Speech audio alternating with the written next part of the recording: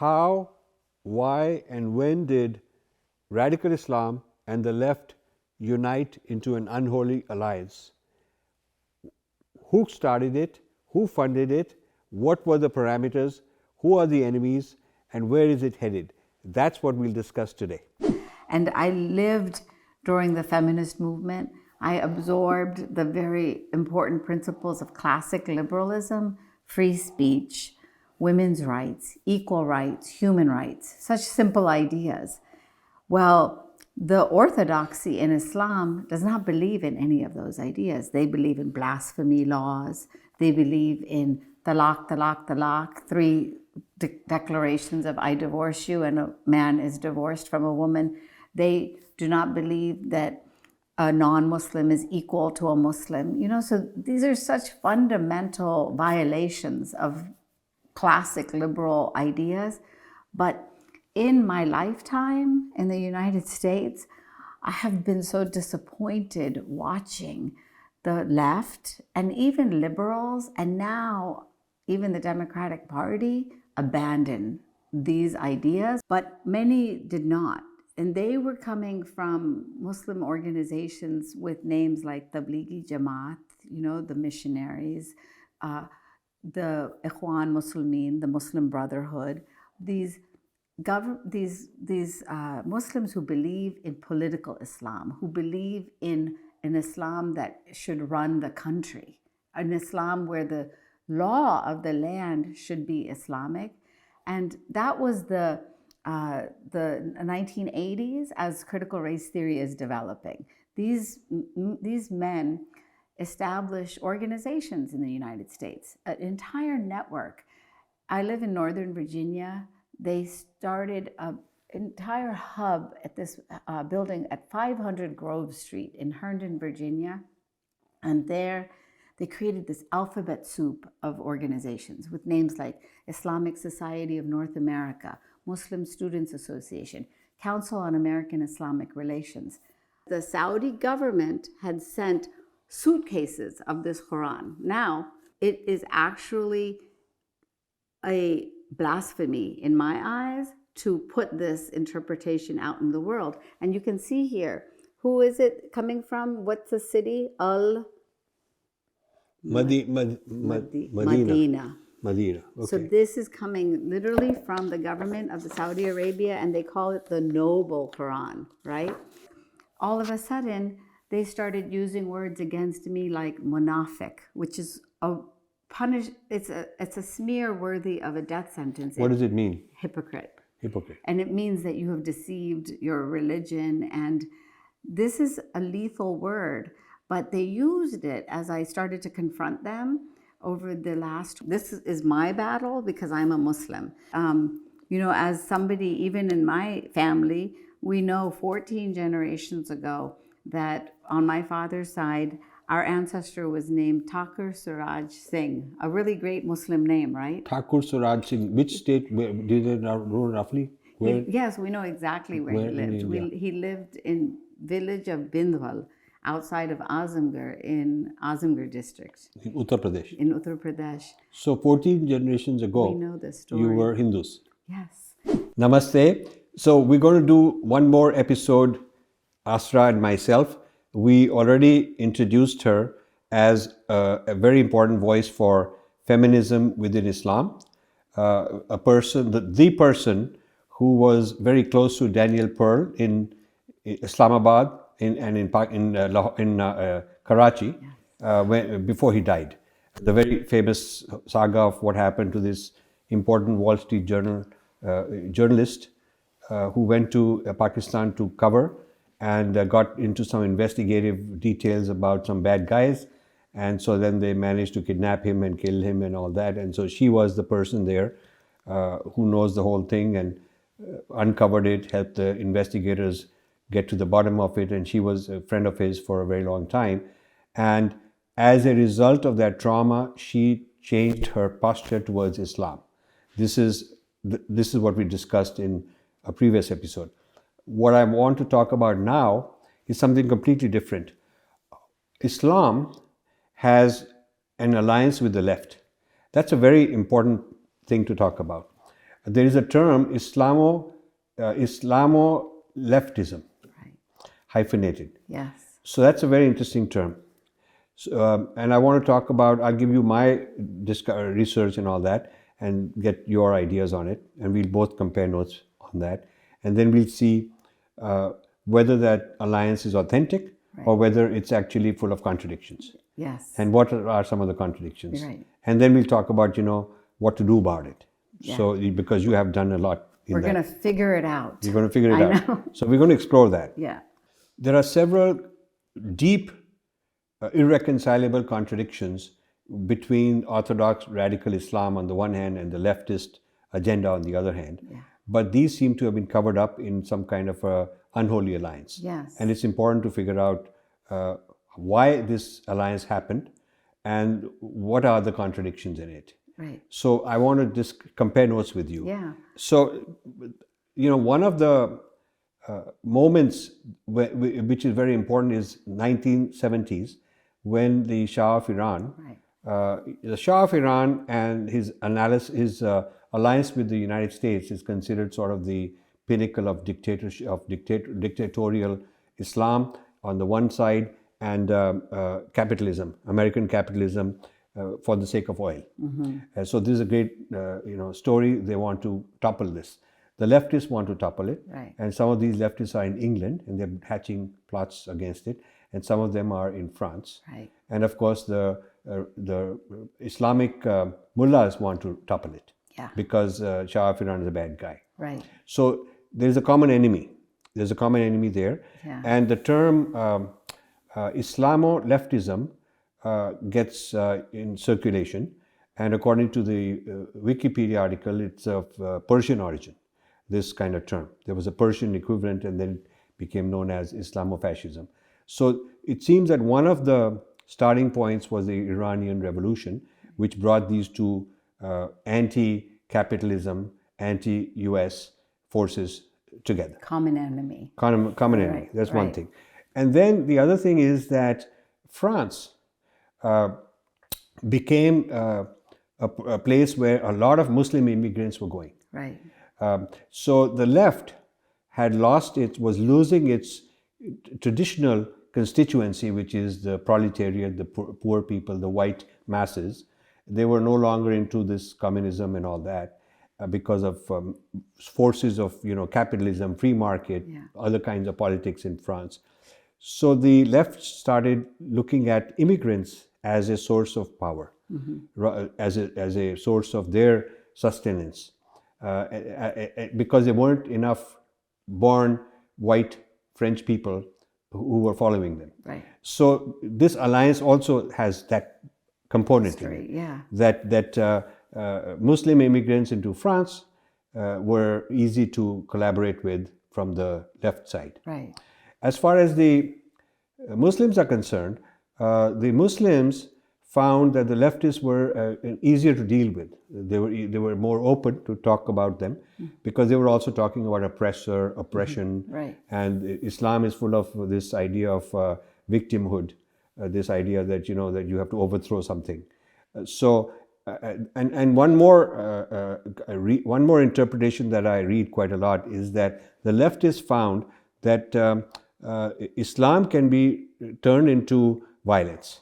And they learned that in the Iranian Revolution, and they learned that it lends itself, it has the ingredients in itself because there is this idea of revolution there, and the leftists also have this idea of revolution. So each side started thinking they're going to use the other. The Muslims, they had this dictator, the Shah, and they wanted to overthrow him. They didn't have the means to do it, and they need somebody else to help them. And lo and behold, this somebody else is the left that also hates America. So it's interesting, and they feel that they're using the left to help spread Islam. That the left will help them dismantle the order, the existing order, and then it'll pave the way for Islam.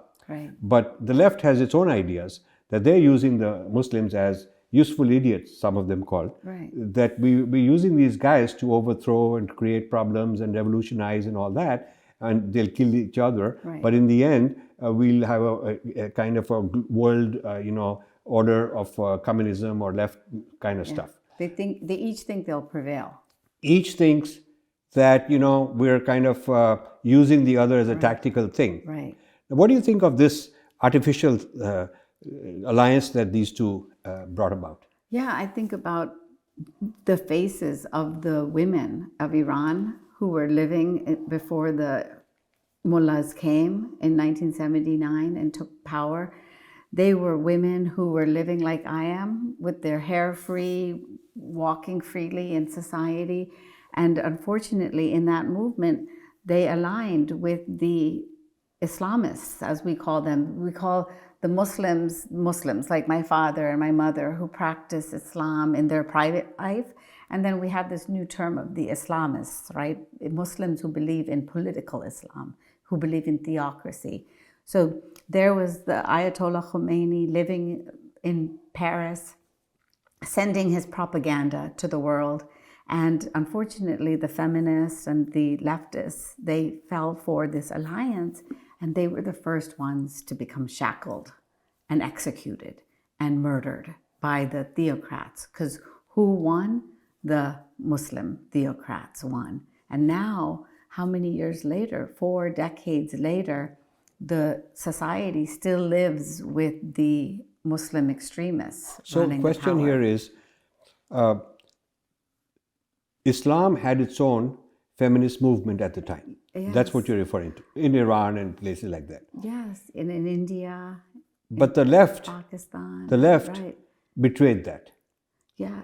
So that's an interesting point that has to be.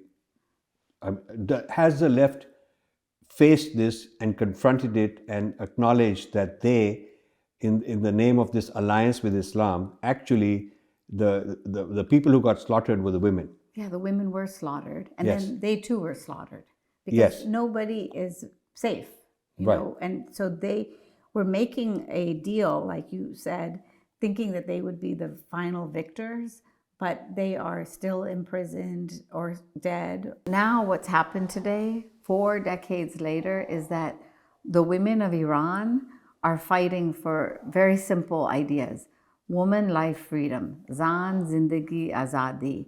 And those principles have been betrayed by the far left. And not only the far left, but liberals and Democrats in the United States, because they have perpetuated this unholy alliance. So the alliance with Orthodox Islam takes precedence over liberalism's Yes. honest, true, claimed ideas that they've claimed. They've compromised those. It means there's a hypocrisy. Such a hypocrisy. Like, I came to the United States at a young age, at the age of 4, and I lived during the feminist movement. I absorbed the very important principles of classic liberalism: free speech, women's rights, equal rights, human rights, such simple ideas. Well, the orthodoxy in Islam does not believe in any of those ideas. They believe in blasphemy laws. They believe in talaq, talaq, talaq, 3 declarations of I divorce you, and a man is divorced from a woman. They do not believe that a non-Muslim is equal to a Muslim. You know, so these are such fundamental violations of classic liberal ideas. But in my lifetime in the United States, I have been so disappointed watching the left and even liberals, and now even the Democratic Party, abandon these ideas when it comes to the Muslim establishment. So let's come to that. Let's discuss this in detail. I want to roll back now. We discussed the rise of this left and Islam alliance in Europe.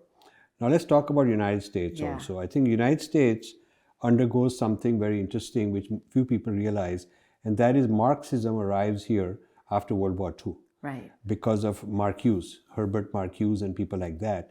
And previously Marxism was economic.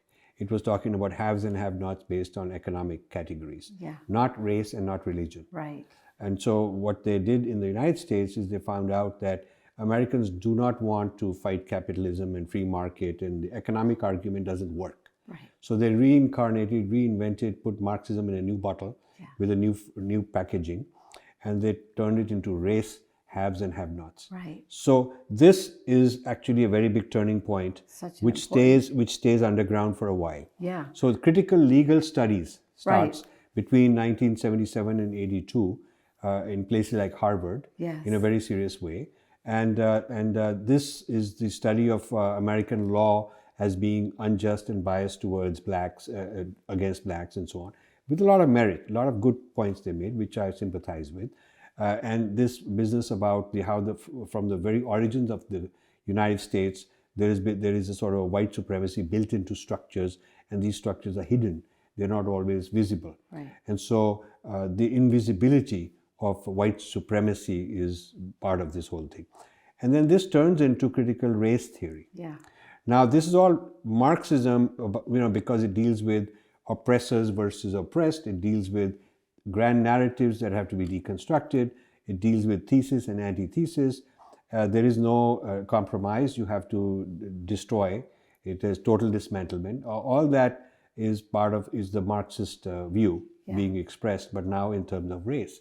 So now it gives the anti-racism a very intellectually respectable theory, a theoretical framework. Now it's no longer just activists doing things, but there is a theory behind it. You can teach it in universities, you can get PhDs, you have professors in Harvard and all that who are into this area. So now this respectability of critical race theory in academic circles becomes important. But it remains academic until George Floyd. And then that really erupts the whole thing. Because now everybody is sympathetic. Right. And so this sympathy for the plight of the blacks is a big opening, and that door opens, and in comes this whole critical race theory to kind of come up with a theoretical foundation to explain all this.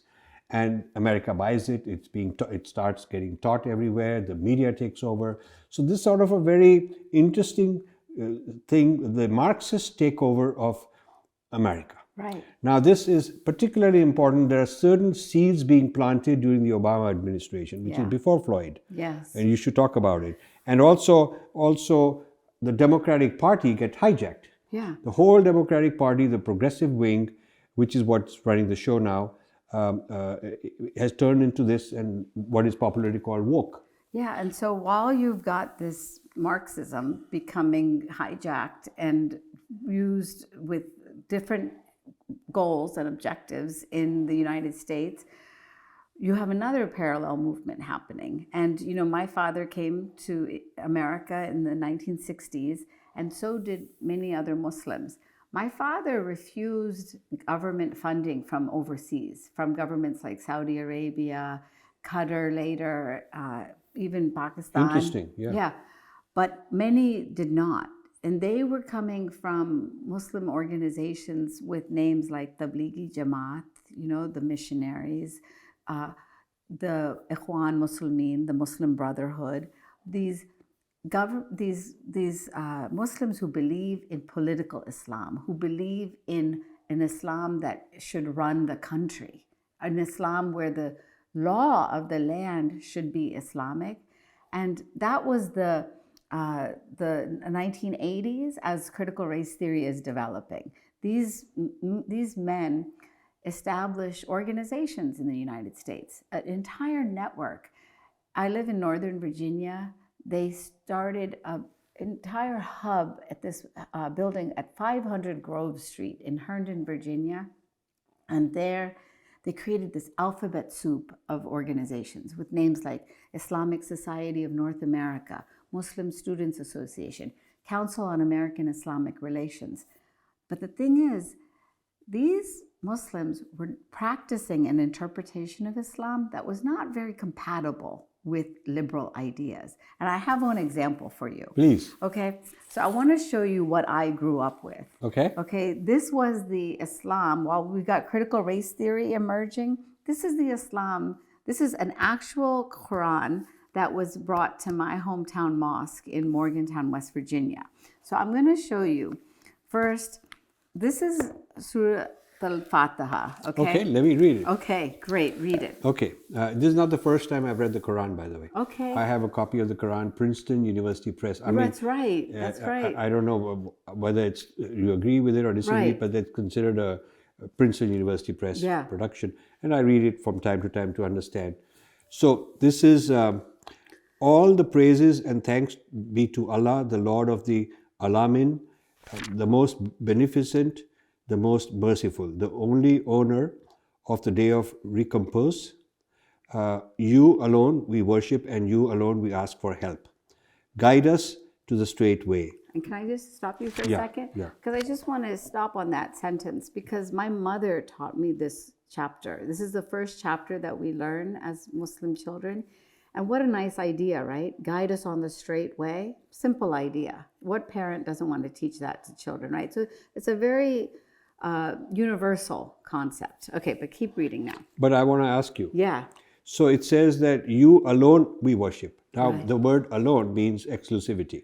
Yes. Okay, so now the question is, the huge billion-dollar question is, when I worship Krishna, Right. okay, Exactly. is it the same entity? Exactly. Okay, or not? And then can I ask you this? Okay. When you look at that, how is alone in there? How is it? You alone is in It's parentheses. in parentheses. Yeah, but that means that it is available for interpretation. Exactly. So you can put it there or not put it there. And they have put it there. Yeah, Okay. they put it there. They so, put it so there. So the fact that a large interpretation of Islam throughout its history has claimed Allah and Allah alone. Right. So the question is Krishna and Allah, is Allah just a new name because Krishna is much older? Right. Or is it punishable? Or is it not? Because if Right. If is it not, and is it then? I mean, when you go into the most illiberal of ideas, is it something that ISIS can justifiably kill somebody who does not practice it? the issue of what to be done comes later. Yeah. The first issue is it the same or not? Right. Because if you're worshipping Allah and I'm worshipping, say, Krishna, Right. and we are both worshipping the one person who is the supreme person, but you call him Allah and I call him Krishna. If these are different, Right. then the question comes what to do about. And so we know that oftentimes the Muslim apologists will say, oh, the monotheistic religions, at least, we all come from the same Abraham, right? So let's make it even simple, your question, and let's say, does you alone even include Jews and Christians? Let's ask that as a first question. That's a much simpler Much question. simpler, right? But mine is more complex Yeah. because not only is it non-Abrahamic, Right. but the description of Krishna is not the same at all. Right. And then you add to it All not the only different Krishna, forms, all the but different Durga forms. and right. Innumerable forms Right. of the one. Right. Innumerable forms and intelligences and shaktis Right. that are all characteristic of that one. Yes. So we have a very profound theology which says that ultimate reality is of course one, but it has a whole lot of forms and manifestations, and different ones appeal to different people. Yes. And you could be connected with a particular one and I could be connected with a different one. There's nothing wrong with it. Right. So the way this lends itself Right. is for a radical person to dismiss me as being illegitimate. Exactly. That's what they allow here. Now let's keep reading. Okay. So now it's going to get very interesting Okay. for you, okay? So there you are, and you've said that you alone we worship, okay, and then keep going. And you alone we ask for help for each and everything. Okay. Guide us to the straight way. Great. Okay. All right. Yeah. So the way of those on whom you have bestowed your grace. Wonderful, right? Yeah. Okay. Now let's turn the page, and dun dun dun. What does it say?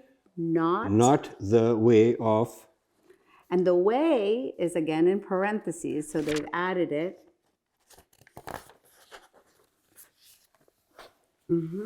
Those who earned your anger. Period. That's it. Those who earned your anger. That's how it ends. Okay. Okay. But now, what have they added? Such as the Jews. There you go. Not of those who went astray, such as the Christians. They added. And how is such as the Jews? In parentheses. How is such as the Christians? But In also the parentheses. Hindus and the then- Buddhists. That's and why I said. everybody else. That's why I said you don't even mention the complex question of the Hindus and the Buddhists. They can't even accept the Christians. This Quran, I got this literal Quran from my mosque in Morgantown, West Virginia, because the Saudi government had sent suitcases of this Quran. Now, I told you the Saudi government, I gave you a clue. So what is clever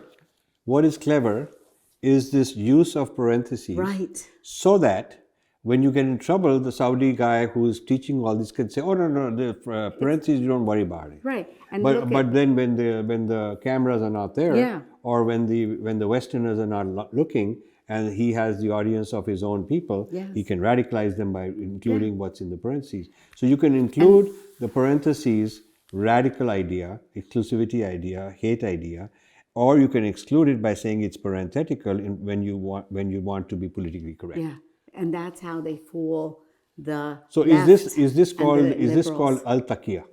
You know what al-taqiyya Yes, is? I do know what it is, and the al-taqiyya is deception. It's Deception that says lies. basically it says that when you are in a minority, Yeah. or when you are on the back foot, then use al-taqiyya to be very nice and Yeah, to, you know. it is, and we have to be honest about that, and that's why I think it's really important to walk around with this Quran and say this is a part of our problem, and it is actually a blasphemy in my eyes to put this interpretation out in the world. And you can see here, who is it coming from? What's the city?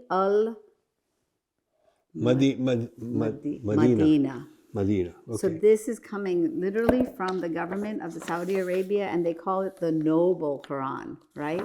So this is just... And it's by this professor somewhere, PhD, professor this, that. of Islamic faith and teachings, Islamic University, etc., etc. So this is such an illiberal idea.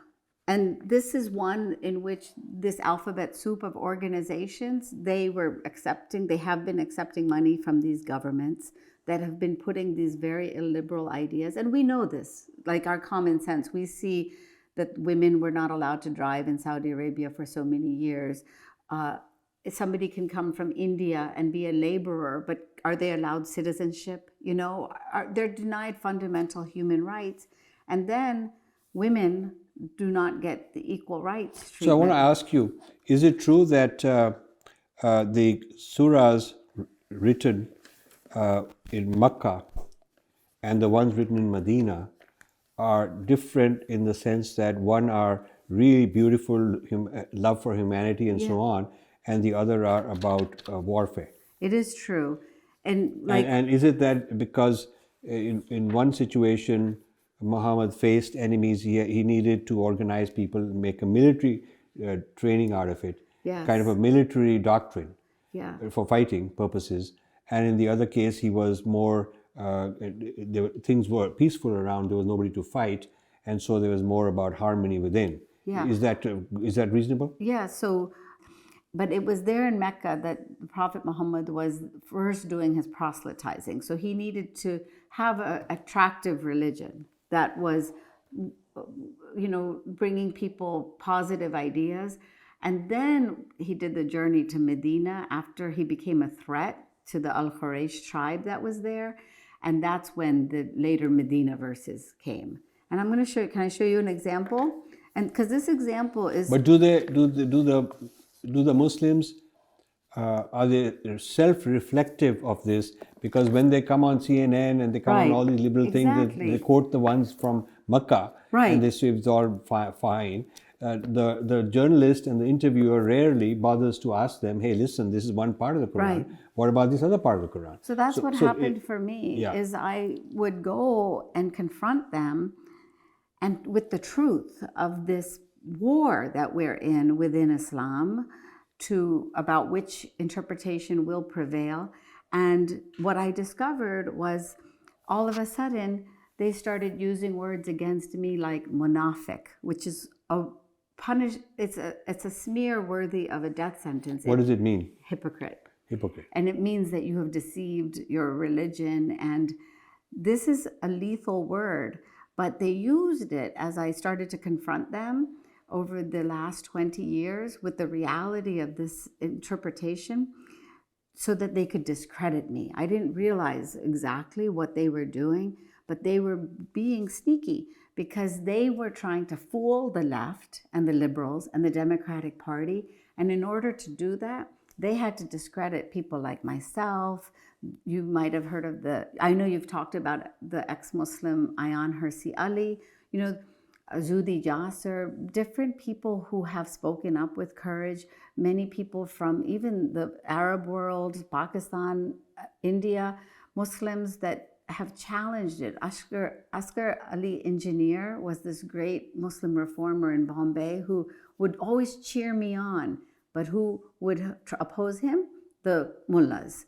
And so we ended up in that struggle, trying to, it was so confusing to me. How could these liberal Democrats But I'll tell you do something. this? My experience with the liberal Muslims has been that there are those, you're the only one I know, or let's say I can count on my fingers, who will be public and openly saying what she believes.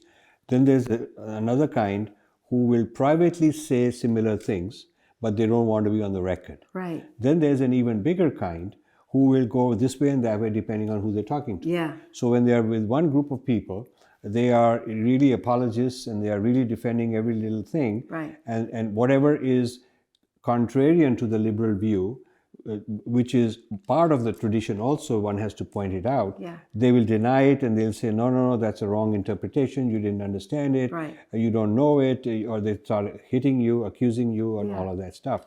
So, and then there's, of course, those who are very consistently orthodox and radical. Yeah. So in one sense, those who are consistent and open They're and honest. publicly Right. radical are at least being true to themselves. To I mean, their we don't beliefs. like them, they are Yeah. bad people, they're going to create violence, but they tell you here is who I really Yeah. am. The ones who are hypocrites and who are playing this game of in Right. public it's this, in private it's that, public versus private, and in front of whom you're saying, and that dance they're doing, Yes. they are really dangerous people. Very. Yeah. And so disturbing. And what would happen is I would confront them and they would say to me, and I'll give you one example. I started writing about this issue and confronting the interpretations, because it's this interpretation, this first interpretation that you just read, that was used to have a character assassination on my friend Danny Pearl, because Danny was Jewish.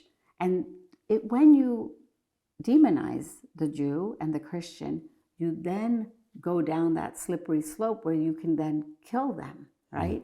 And so this was very personal to me. Like I was saying, I took this as my mission then. And I met this scholar by the name of Akbar Ahmed. I know Akbar Ahmed. Do you know him? So first you tell me your view and I'll tell you my story. Oh my gosh. I thought, okay, he taught at my alma mater. I went to American University. I studied there under an Iranian professor, Hamid Maulana, who introduced me to the propaganda of the Ayatollah Khomeini. So then fast forward many decades, and I see now the propaganda of the Saudi government. And I want to confront it, and I see it, and I see in him a important academic. He talks a lot about He used to be the modernization. U.S. Yes. High Commissioner to Britain. Yes, the Pakistani. Pakistani High Commissioner to Britain. Yes. And after he retired, he became a visiting professor at Princeton University. Right. That's when I met him. Oh, I forgot about that part. And we became friends. Okay. We became friends. He used to come here. We used to meet and all that stuff. And he wanted to meet at that time the head of the Chinmaya mission, because he wanted to have a collaboration discussion with Hindus. Okay. And he brought in the Indian ambassador. So he wanted to continue his diplomacy. Right. Here at Princeton University. Yeah. And so I have a lot to tell you about it. He's the one who one day he says, I'm going for a book launch. Oh, uh-huh. And you come along, and I said, what is it about? and he said, we are giving an award for the best book of the year on Islamophobia. Oh my gosh. So I said, what is Islamophobia? And he's the one who told me about it. And I said, well, you know what? He said, because people are criticizing it unfairly, Right. and people are giving all kind of about? scary things about it. So I said, well, then in that case, we should have Hinduphobia. Right. That is how I came up with this idea. Wow. So then I Googled, and there was no Hinduphobia Right. search hit at the time. Yeah. Later I found out that somebody had used the term Hinduphobia 100 years earlier, Wow. but not in the same context. And about when was that? Which year? So this was, I would guess, must be 1980s sometime. Oh, Yeah, 1980s or 90s here in New Jersey. Yes. You can look up when he was a visiting professor in New Jersey. Yeah. So at this Princeton is University. this is really important then, because And his sister Yeah. does a lot of good work in the Northeast, in the Northwest provinces oh right. for women.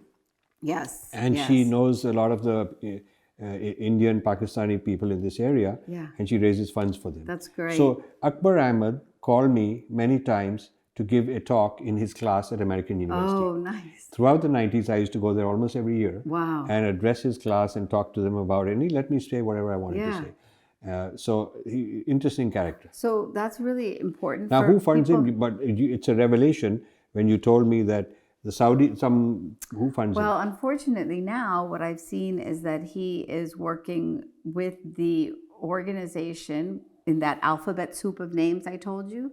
It's a center on democracy and Islam. It Sounds sounds nice. great, Sounds very nice. but it's just a front organization for these Muslims who want political Islam in countries. So they want to pretend democracy Yes. and get in the door. Yeah, and what kind of democracy is that? That is the Iranian style democracy of theocracy. And theocracy is just dictatorship. And theocracy is not about liberal values. It is not about liberal democracy. So are they willing to go public and, in the true democracy sense, demand that Saudi Arabia be a democracy in terms of everybody above 18? They would love it. You know why? I'll tell you, this is the tension. Because Saudi Arabia has a tension in its royal family of the people who want this kind of strict interpretation of Islam and those who want to reform a little bit at least. And the ones who are the Muslim Brotherhood type are using this democracy example as a way to overthrow those. So it's the same idea. Use useful idiots Yes. to overthrow your enemies. yeah. Not because you really espouse that ideology, Right. but it's useful for you to fight your enemy. And we've seen it before, and the world saw it with the Arab Spring, because this was a liberal movement Yes. hijacked in Egypt then by the Muslim Brotherhood. And who was front and center supporting the Muslim Brotherhood? None other than President Obama. So tell us about President Obama in this whole context. So there we are. It's 2008, and then he has arrived, and I voted for President Obama. So did I, twice. You know, I loved the fact that we had Finally, a black president. I supported him all the way. Yeah, and I thought, But I was disappointed later. right, and I thought that he espoused these classic liberal values, right, and that he was going to be morally consistent about it. But where was the first place that he sacrificed it? Among Muslims. And that was honestly like Give me an heartache example, for like me. in I'll what tell way? you, is the Arab Spring happens, and who is it that gets elected? The Muslim Brotherhood. This man by the name of Morsi gets elected. President Morsi he becomes. And who is front and center? The Obama administration and all of its chief staffers. They help write the speech. They are there like emissaries. But what is the Muslim Brotherhood? The Muslim Brotherhood is an illiberal interpretation of Islam. I'm going to give you another example. You told me about the Mecca-Medina verses, right? So this is Egypt, but they still have this interpretation of Islam. This is chapter 9, and it's verse 6, okay? And again, if you read, it says, And if anyone of the Mushrik, mushrik Yes. And I'm not going to have you read the parentheses right is a now. polytheist, idolaters, Oh, you read pagans. it. My God, it's You- all people like me. So this is the Okay, parenthetical phrase. parenthetical. I'm a kafir Yeah. because I'm a kafir. And I mushrikeen. should have a T-shirt saying kafir. Kafir lives better. Or you could say unapologetically kafir. You could be really Kafir lives better. right. So this is so important because, and if any one of the mushrikeen, and they explain to So you mushrikeen means like bad guys. Bad So people. I'll know tell what it you means? exactly what it means, but how they interpret it is they put in parentheses, just like the Jews and the Christians in the first verse. They put polytheists, and then who else? Idolaters, pagans, disbelievers in the oneness of Allah. In the oneness of Allah. Seek your protection, then grant him protection. And then if not, it says that Bad consequences. that terrible verse of slay him. So mushrikeen is a really important concept. Shirk is a word in Arabic that means to equate anybody to God. So now it's open to interpretation. What does that mean? Just like you said earlier. Well, oneness of God can mean Krishna, can mean Durga, it can mean Shiva. You can have that as a oneness, but in their worldview, it is an equating of other entities to God. And so that is why they end up including, quote, polytheists, right? And pagans is really another word for even ex-Muslims, but there's many other verses where they execute them. But this Muslim Brotherhood that President Obama is supporting, this is their belief system. But tell me one thing, to be very honest, and Yeah. maybe this is politically not correct. Yeah. Christians in the early years were like that. The Christians also killed the pagans and the idolaters. Of course. The spread of Christianity Oh, was yes. also against polytheists, idolaters, Right. pagans. Right. So the spread of, that's how when Emperor Constantine became Christian, Yeah. and the Romans took over Christianity. It was not a Roman thing. Yeah. Romans didn't, Jesus was not a Roman. Romans had executed him. Yeah. Romans are the ones who killed him. But later, when the Roman emperor found it useful as a theocracy to to control his empire and spread something, they persecuted all of these polytheists, idolaters, pagans, etc. So you want to hear what I did when I went to Rome? Yeah. I created my own heretics tour. And I went to every place where the church has killed Christians. Like they didn't even have to go outside the Christian faith to kill people, because they did kill Christians who didn't follow the church's mandate. Right. And so this is what we have to each oppose in each of our faiths, and in society. That's the conclusion I came. This is my battle because I'm a Muslim. And so but I in have the to case of fight this. Christianity, see, a lot of faiths have problems. Every Yes, faith has problems. yes. Every culture has problems. Every country. Nobody's perfect. Yes. We were not made perfect. So the difference is there are only two faiths that decided to go on a worldwide conquest, the Christians and the Muslims. Jews have these problems too, but they didn't go on a conquest. Yes. Hindus have these problems too. Hindus got a lot of problems, but even when India was very strong and very powerful, did not go on a world conquest when it could have. They didn't have this evangelical They mission. didn't have this right. mission that God asked me to save you and fix and to you convert. and kick ass and tell you what to do, and if Right. you don't do it right, I'm going to And that's do a all that. really important I idea. think the difference between the person who's supposed to practice it for himself Right. and the person who's supposed to impose it on others is a huge difference, and that is what has caused world conquests and all these ambitions. Yes. Because the moment a person has this super ego that says, Right. I have the franchise from God. Right. God gave me the franchise, like the McDonald's universal franchise that you run all the McDonald's everywhere in Yeah. the world. It's that kind of a franchise mentality. So Christians and Muslims went around claiming God's franchise, competing against each other, fighting the crusades and all that for market share.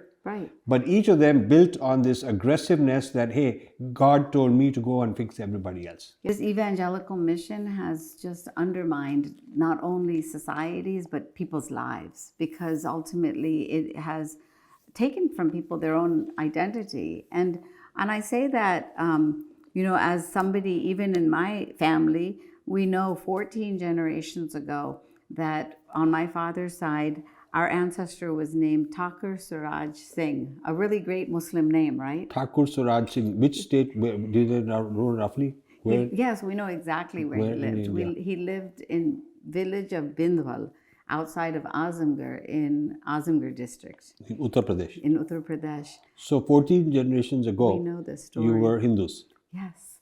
And what happened... From your father's side. Yeah. So your father must know the names and... And importantly, all the men's names. All the women's names have been erased. But what we knew, the story is even told, passed on, that in this instance, it was through the Sufis that had arrived as saints preaching mystical Islam that 2 brothers in this family converted to Islam. And 2 brothers remained Hindu. And so it's my mission to go with my father, who's now 89, to village Bindwal and find those families, because So I want to talk about Sufism also. Yes. So now the question is, there is a Sufi foundation in India. And then there is a Nawab somewhere in UP who's the head of the Sufi foundation. Right. And he's got this nice big hair, and very majestic, very tall guy, Right. very handsome. More kind of a Westerner looking suit, nice guy. And he's a big figure. All my Hindu friends take me there, the liberal Hindus. Right. And when he speaks, everybody's silent, So I was taken once because there's this big Sufi festival that happens once a year in January, February in Delhi. And the who's who, doesn't matter which political group they all go there. Interesting. And it's an all-night type thing for several nights, and great stuff. And they do chanting and dance. All the Sufi stuff. Yes. All the Sufi stuff goes on. Qawwali, maybe. Qawwalis You're right. and famous people come and all that. And all these people who are across the political spectrum, they go there. So I was invited to a special event to honor this guy who's head of the Sufi festival. So I guess I'm known to be sometimes politically incorrect. So I asked him. I said, "This is fantastic," because he was talking about this. This is the real Islam. Oh, interesting. So that whole real Islam. This is the real Islam, right. And this, we sing and dance and we transcend, and it's Advait and it's oneness. So I said, instead of doing it in Humayun's tomb, which is a tomb. I went there, yes. Which is a tomb. I've been there. Why don't you do it in the Jama Masjid Mosque? Right. And it'll become a world event. Right. Do it in Kaaba. Right. Do it in a big, and I pretended like I didn't know. Right. Because that music is banned. Yes. Okay. Yes. So he knew that. Right. You knew. He knew that I knew. Right. And he knew that, going in that direction is. Right. So he wanted to change the subject, time for drinks, time for another samosa. Right. And the Hindus there were so stupid and naive, they didn't know what's going on. Right. Only he and I knew what's going on. Right. They're all into this business about it's all the same. Right. And I said, no. If it's all the same, then go into your most sacred mosque. You should make an international. Right. Why Humayun's tomb, which is a graveyard? Right. Why not the Jama Masjid of Delhi? Yeah. Oh my goodness, the riots they would have. And why not take it to the Saudis and tell them, hey, next year we're going to do it over there. Infinity Foundation will sponsor it. So I said, I'm going to sponsor it. You guys organize the next Sufi festival in the mosque. Right. And this guy was so pissed off at me. Yeah. He kept telling this hostess that this guy, who is he and all. Oh my God. And so they never invited me back, of course, which I knew. Because you dared to break the code. But the real hypocrisy is this: if Sufism is Sufism is a new religion inspired by Islam, but different from Islam. You can create new religions like, these the people who are these Shiites, Ahmadiyas are a new religion. Right. Okay, there's nothing wrong. You could have a new religion. So Sufis could claim that they're a new religion. But if they're saying that they are the authentic Islam, then they have to confront the issue. Right. Why is the authentic Islam blocking them from practicing their faith in the holy sites? Right. And do you know that in my mosque in Morgantown, West Virginia, where this Quran was put, We could not even have poetry night with, the poet Rumi? Yes, of course. Beautiful. He's an example of a Sufi poet. But We couldn't even have Sufi So night. I always bring out these kind of issues which Yes. trouble me. These are the contradictions. Because that they don't I want think to that as honest reconcile. people we have to deal Right. with these. It's okay for Muslims to say that, look, Islam doesn't allow certain things that Sufism wants, but we are experimenting with it. We allow it outside the mosque. We allow it in our personal lives. They could even say that people who were Muslims developed Sufism not as part of Islam, but as a kind of an extracurricular activity. Like you could play cricket, and Like that's not part of Islam necessarily, Yeah. but it's something you do. Yeah, because in my instance, like I believe in the approach of Sufism. My family comes from that tradition. My dadi was practicing Sufism, but I have my identity within Sunni Islam because we have to conquer the very dangerous interpretations within Sunni Islam and Shia Islam that are corrupt and illiberal and lack any kind of So do you think that the two things we've discussed so far, there are pathways towards reform? One is Muslim feminist movement. Yes. You're one of the leaders. And the other is Sufism as something that wants to find its way inside the mosque and confront the people who won't let it in the door. Yes. That confrontation has to happen. It does. At some point it has to happen. It has to happen. And then what we were talking about is, unfortunately, when President Obama comes in, he doesn't invite that confrontation. Instead, he accepts the very illiberal ideas of the Islamists, as we call them, the political Muslims. And they even come up with like fancy words because they all do this tap dance. They say, there's the violent Islamists, and then there's the quiet Islamists. And I'm like, no, when you're denied your human right, like let's just say you're gay and you want to live a free life and you're not allowed to do that, that's not quiet. That's not quiet to crush somebody. Or you're a woman and you want to work and you don't want to cover your hair. And they say, no, you can't go out in public like this. That's not quiet. That's aggressive and violent, really, on a person's life. But there we had it in the first term of the Obama administration. And they are in this unholy alliance now with the Muslim Brotherhood. And where are they getting opportunities now to come in the United States? Places like Georgetown University, Harvard University, because folks like these academics like Akbar Ahmed say, because of Islamophobia, we shouldn't criticize them. So they start using race, that concept that you were telling everybody about earlier, critical race theory. They start using race as a shield to stop criticism. Do you think one of the issues is white guilt? Oh, yes. And so white guilt, to manage white guilt, this is an opportunity, a door has been opened to get in the door because of white guilt and bring this radical Islam in. Yes. Along with Black Lives Matter, along with the whole leftist movement, Islam is getting in the door. Right. They used race in order to racialize Muslims. Like, we're not one race. We can be white, we can be Asian. In fact, one of the positive things in Islam I found is it's a very eclectic in terms of race is concerned.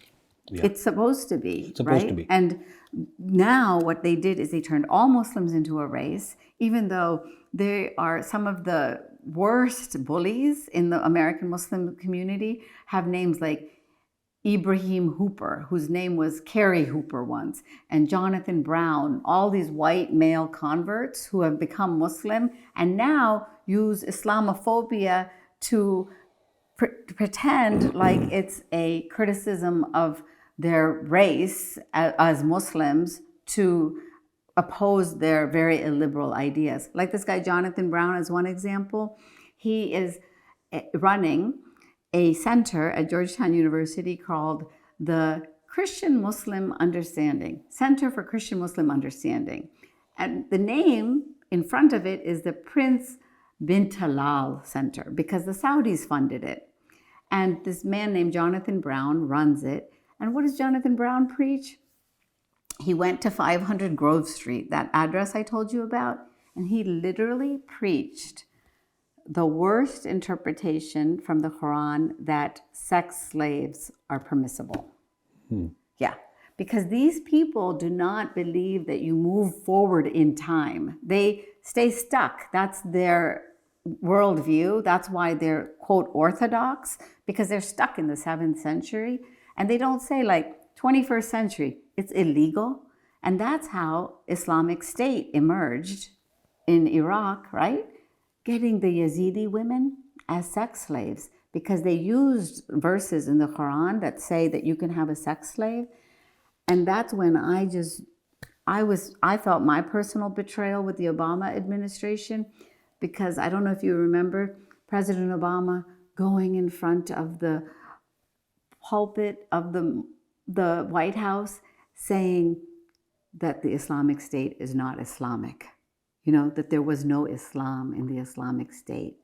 And I just wanted to shake him, because protecting Islam, protecting Orthodox Islam, protecting the extremists. Yeah, by kind of taking the extremists and saying that they're really not doing it because of Islam, when in fact that's what they claim they're doing. Yeah, and your alma mater, UNC Chapel Hill.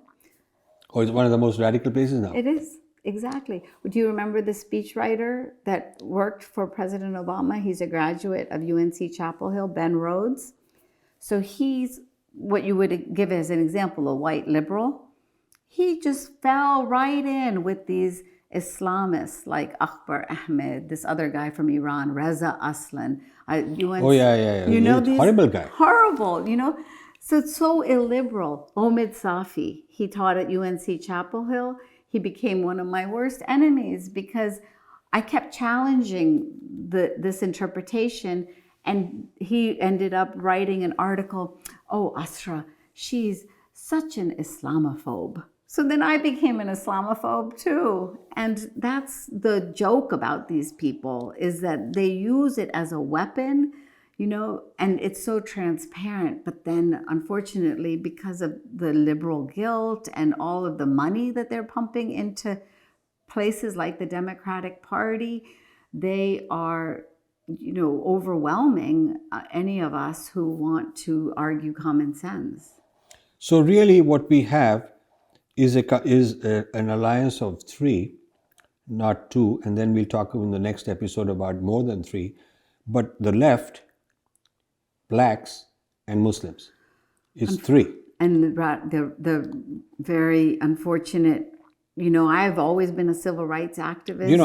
I have been supporting, when George Floyd thing happened, I supported the Black Lives Matter movement, I funded it. Oh, yes. But the blacks, the leftist Muslim alliance, Islamoleftism, immediately hijacked the Black Lives Matter movement. And you remember the Women's March? So the Women's March had as one of its co-founders this woman here, Linda Sarsour. She's a Palestinian American activist living in Brooklyn. And she's here with two other activists. One of them is black and the other one is of Mexican heritage. They became the face of the resistance to Donald Trump in 2016. And what they did is they put an American flag hijab on one of the pictures in order to show it's exactly what you're saying. Exactly. It's exactly that. The black activist movement, with the leftists, with the Islamists. And who did they ban? They banned the Jewish pro-Israel feminists. They would have probably banned the Hindu feminists, who believe in India as a state, but they weren't there yet. But today they probably would. But look at their this is their little yearbook that they created, Together We Rise. And from this, They went, exactly like you said, they went to the street corner where George Floyd was killed. Before that, they had gone to Ferguson, Missouri, and now their new chant was from Ferguson to Gaza. So this is how they connected all that you're talking about, exactly. And it's so dangerous because, one, it's contradictory, but most importantly, it's illiberal. You know, all of these ideas, because they are about tyranny, they're about denial of real equality and real human rights. So there's a lot we've covered about the arrival of the emergence of the Islamoleftism in Europe and then in the United States, and then how it turns into a three-way alliance, and now it's a kind of a grouping of people with grievances against the establishment. Right. Wound collectors. It's wound collectors. Right. I have a wound. I have wounds because of this. You Right. have this. We'll all forget our differences and work towards a common enemy. Forget the fact that there's a contradiction in what you stand for and what I stand for, because there's a bigger enemy to fight, a bigger, ultimate devil we have to fight. Yeah. So this is where the world is headed, and the worst thing of all this is the cancel culture, which says you cannot talk about it. Right. You'll be called Islamophobic or something like that if you talk about it.